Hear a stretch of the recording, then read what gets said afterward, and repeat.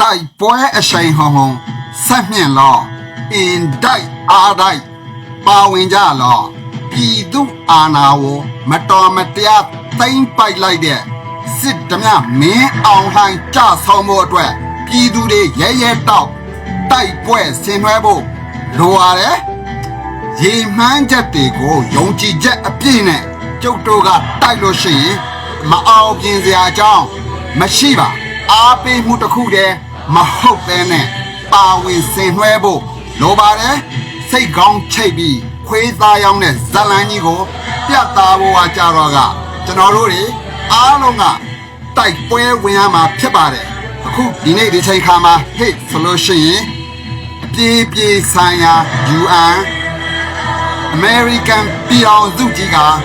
ပြည်သူတွေဘာဖြစ်နေလဲဆိုတဲ့ဥစ္စာကိုတေးသေးချာချာစောင့်ကြည့်နေပါပြီတိုက်ပွဲဝင်ကြပါတိုက်ပွဲဝင်တဲ့အခါမှာအင်္ဂလိပ်စာနဲ့ပေါ့ဆိုင်းဘုတ်လေးတွေကိုင်းနေတယ်ဟိတ်ဆိုလို့ရှိရင်ဒီနေ့ကတော့ဒီသင်ခန်းစာလေးကိုလုပ်မှာဖြစ်ပါတယ်လို့ဆိုတဲ့အခါကျတော့ရဲရဲတောက်တိုက်ပွဲဝင်ပါစောလူမင်းနဲ့ငရံမှန်ကန်းကျေးဇူးရှင်ကိုကျေးဇူးမှမတိတတ်တဲ့စစ်ဓမြမင်းအောင်လှိုင်ကိုထုတ်ချရမယ်အချိန်ရောက်ပါပြီခင်ဗျာပြည်သူအာဏာပြည်သူစီကိုပြန်ရောက်ရမည်ခင်ဗျာဆိုတော့ကောင်းပါပြီကျွန်တော်နာမည်တိုးကြည်ပါနေ့စဉ်3မြမအင်္ဂလိပ်စကားပြောမှဖြစ်ပါတယ်အဲ့ဒီခါကျတော့ကျွန်တော်တို့အင်္ဂလိပ်စာလေးနဲ့လေ့လာကြတာပေါ့နော်ကျွန်တော်ဒီမှာဆန္ဒတွေကျွန်တော်ကသွားပြပြီးဟိတ်ဆိုလို့ရှိရင်ဆိုင်းဘုတ်ကိုဘယ်လိုမျိုး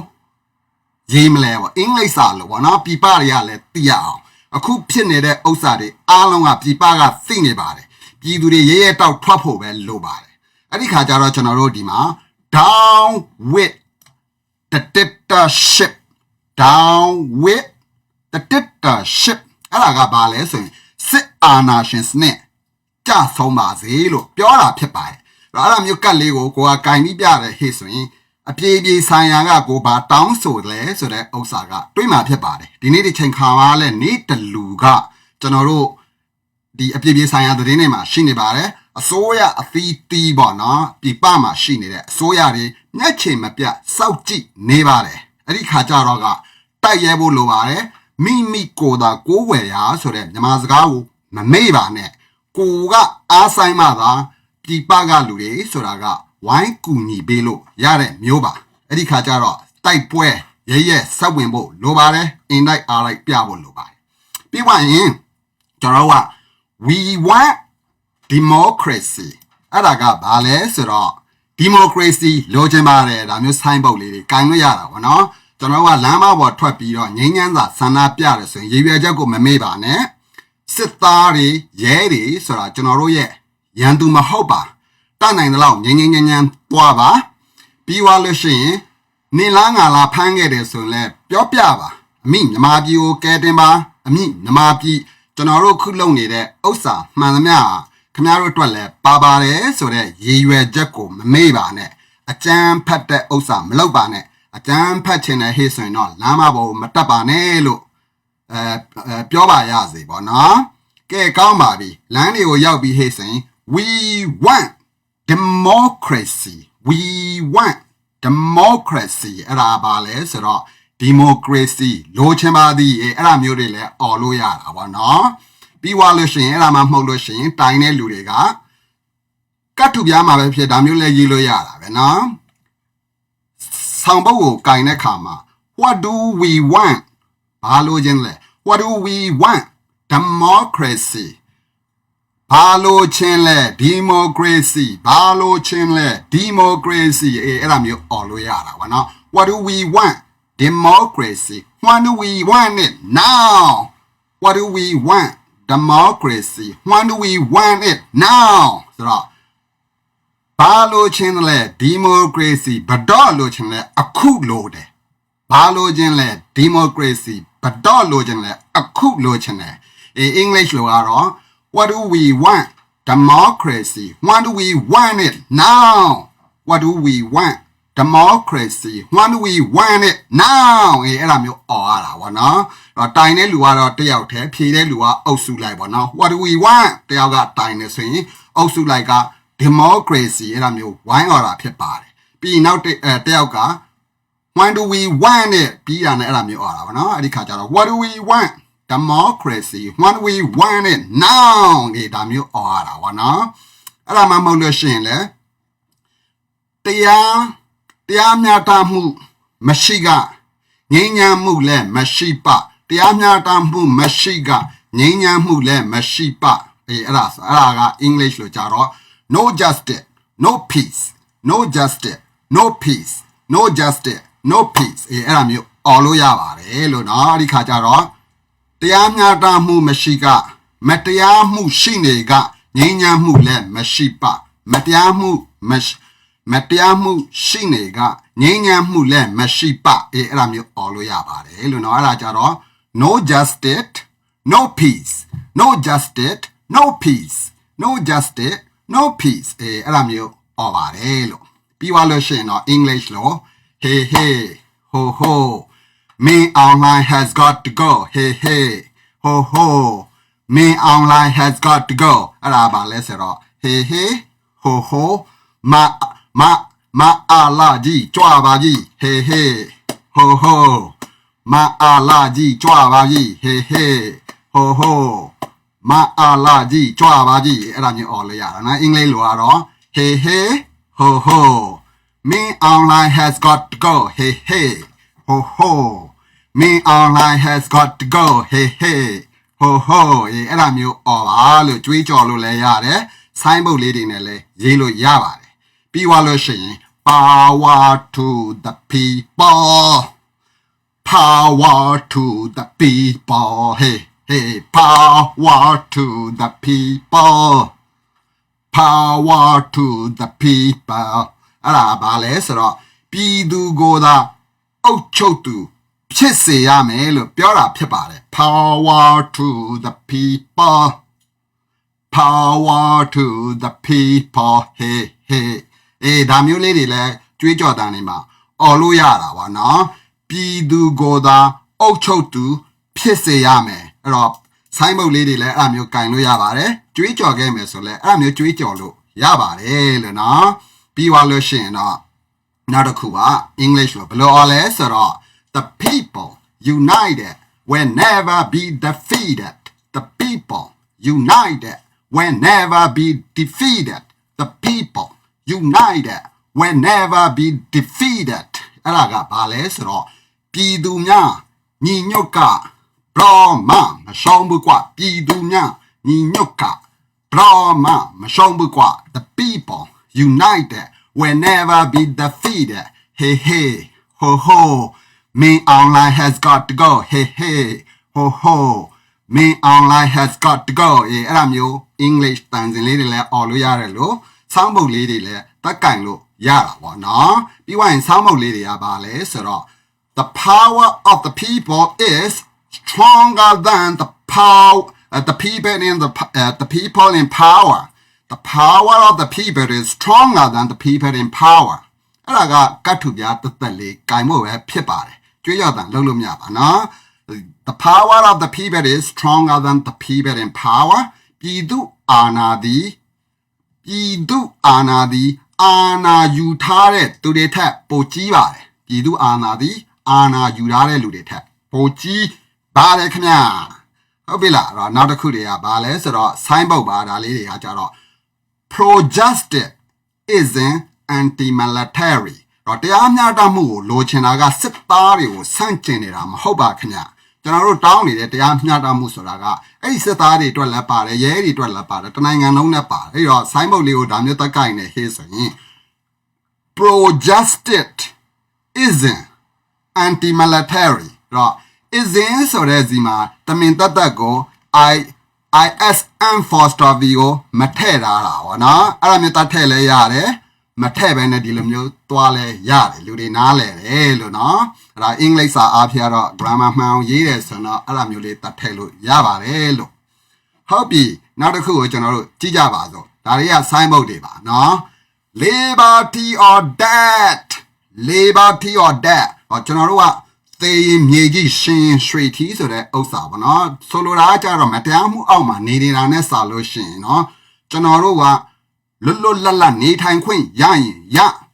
မရလို့ရှိရင်ကျွန်တော်တို့ကိုတတ်လို့ရပါတယ်ဆိုတဲ့အဓိပ္ပာယ်ကိုပြောတာပါနော်အဲ့ဒီခါကျတော့ sign board လေးတတ်ကိုင်နေဆိုရင် liberty or death ဆိုတော့အဲ့လိုမျိုး sign board လေးရေးပြီးကိုင်နေဟေ့ဆိုလို့ရှိရင်နိုင်ငံခြားသတင်းဌာနတွေကပြန်ဒီကပြပမှာရှိတဲ့လူတွေကနားလဲတာပေါ့နော်နိုင်ငံခြားသားလေးတွေပြီးသွားလို့ရှိရင် revolution is not a dinner party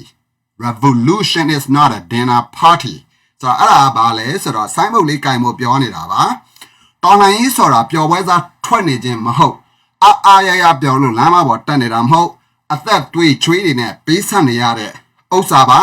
အခက်မသိလို့ရှိရင်တွေးကြောင်စီးမှာပါတွေးကြောင်မစီးအောင်တတ်နိုင်တယ်လို့ကိုယ့်ဘက်ချမ်းကဟွန်းနှင်းဖို့လိုပါတယ်ငင်းညံ့ဖြစ်အောင်ပေါ့နော်ကိုယ့်ကိုရဲကနေလန်းကလာရန်လာစတယ်ဟေးဆိုလဲသွားမစပါနဲ့နေလန်းကလာယုံညင်းဆန်ခါဖြစ်မဲ့ဥစ္စာမှန်သမျှကိုရှောင်ပါကင်မရာတွေမြောက်များစွာရှိနေပါတယ်သူတို့မတရားမှုလုပ်ခဲ့တဲ့ဥစ္စာမှန်သမျှတတ်တဲ့အချက်လက်နဲ့သူတို့တွေပြန်ပေးစားရမှာဖြစ်ပါတယ်ဒီနေ့ချိန်ခါမှာမလွတ်တော့ပါဘူးငရံမှန်ကန်းနဲ့စောလူမင်းလောက်တဲ့လောက်ပေါက်ကဘယ်နည်းနဲ့မှမရတော့ပါဘူးစိတ်ကောင်းချိတ်ပြီးခွေးသားရောင်းတဲ့အလုပ်လဲမအောင်မြင်တော့ပါဘူးမင်းအောင်ဟန်ရေဒီတစ်ခါတော့မင်းမိပြီးသားမှတ်ပြီးတော့နောက်တစ်ခါလဲလာပြီးတော့အမေကို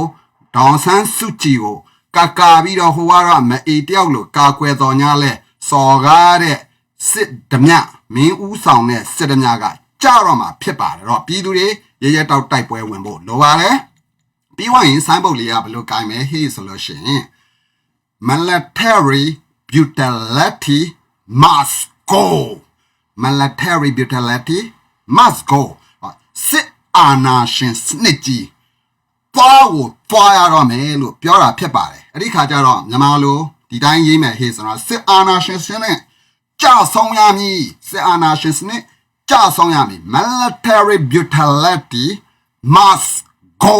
အဲ့ဒါမျိုးပါနော်ဆိုင်းဘုတ်လေးကင်တာပါတော့ကြွေးကြော်တာမဟုတ်ပါဘူးပြီးွားရင်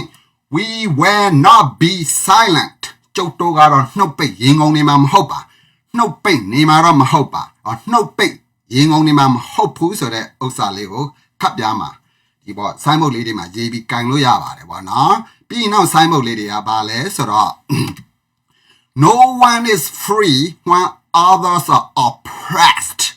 တခြားလူတွေဖိနှိပ်ခံနေရသူတွေဘယ်သူမှမငြိမ်းချမ်းပါမလွတ်မြောက်နေပါဒါကိုဆိုလိုပါတယ် no one is free ဘယ်သူမှလွတ်မြောက်နေခြင်းမရှိပါ when others are oppressed ဖိနှိပ်ခံရသူရှိနေတဲ့၍ဘယ်သူမှမငြိမ်းချမ်းနိုင်ပါလို့အဓိပ္ပာယ်ရပါတယ်ဖိနှိပ်ခံတဲ့လူရှိနေတဲ့၍ဘယ်သူမှမငြိမ်းချမ်းပါအဲ့တော့ no one is free when others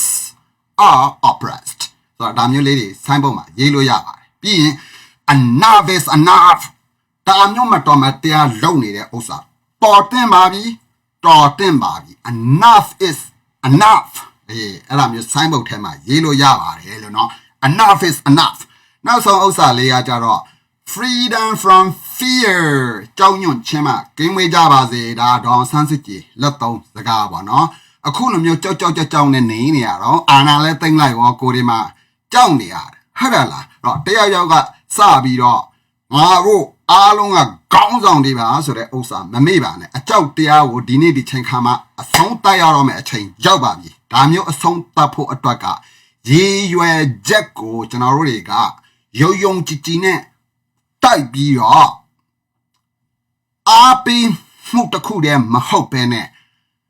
အားသွန်ခွန်ဆိုင်ပါဝင်တဲ့ချိန်ရောက်ပါပြီလမ်းမပေါ်မတက်ရဲတဲ့လူတွေဟစ်ဆိုလို့ရှိရင်လည်းပဲရုံးအလုပ်တွေအစိုးရအခုလောလောဆယ်ရှိနေတဲ့စစ်သမျှဥဆောင်တဲ့အုပ်ချုပ်ရေးရန်တရားကြီးမှာပါဝင်တဲ့သူမဖြစ်ပါစေနဲ့တော့အလုပ်ကလည်းထွက်เสียမလို့ဘူးအလုပ်ကိုမဆင်းနဲ့ဒီရန်တရားကြီးရမှသာလင်းကျုပ်တို့ရဲ့အကြောက်တရားတွေဒေါအောင်ဆန်းစုကြည်တသက်လုံးသူ့ဘဝမှာစ조사နေတဲ့ freedom from fear အဲ့ဒီကိုကျွန်တော်တို့ကရောက်မှာဖြစ်ပါတယ်လို့နော်ဟုတ်ပြီလားဆိုတော့အဲ့ဒီခါကျတော့ကျွန်တော်တို့အားစီတင်ပြီးတော့ရဲတောက် indict အားတိုက်ကျွန်တော်တို့ပြ ပြဖို့လိုပါတယ်လို့နော်ဟိုဟိုဟာဟာ Me online has got to go ho ho ha ha me online has got to go what do we want democracy when we want it now the people united we never be defeated จะส่งโบที่ยามีเจ้าแก่เนชาวนาโลกอยากแค่ดีดูเอไต่ป่วยป่วยเต็มที่ดีอยากกินแม่ตาดมาเนโลกแยกจะดีอาณาอยู่ยาမျိုးသားလုံးကိုကြွားဖို့တည်ရှိရမည်အာနာရှင်စနစ်ဆုံးတရားမည်ဉာဏ်မှန်ကန်အဖြစ်မျိုးကျွန်တော်တို့တွေကကြောက်ရွံ့ခြင်းမှကင်းဝေးခြင်းကိုတကယ်ရလို့တဲ့ဟေ့ဆိုရင်အင်းတိုင်းအားတိုင်းထွက်ပြီးတော့တိုက်ပွဲဝင်ကြပါခင်ဗျာစစ်ကြုံဘွားမှတမြောက်ရန်အတွက်အားလုံးပါဝင်ဖို့လိုပါတယ်ဒီသားတို့အာနာရှင်ကြာဆုံးဖို့သိရမည်ကြောက်ပြားနဲ့ခြုံနှောင်လို့မြားခဲ့ဒီသူတွေတိုင်ပွဲတွေတင်ပြပြီးရာကိမေအာရမနဲ့လုံးရက်ကြသည်အာနာယူကြဟေဒီနောကြဖို့တိရှိရမည်အာနာရှင်စနစ်ဆုံးတရားမည်အာနာရှင်စနစ်ဆုံးတပ်ဖို့အတွက်မိဘပြည်သူအားလုံးအင်းတိုင်းအားလိုက်ထွက်လာကြပါရေတော်ပုံအောင်ရမည်ရေတော်ပုံအောင်ရမည်ရေတော်ပုံအောင်ရမည်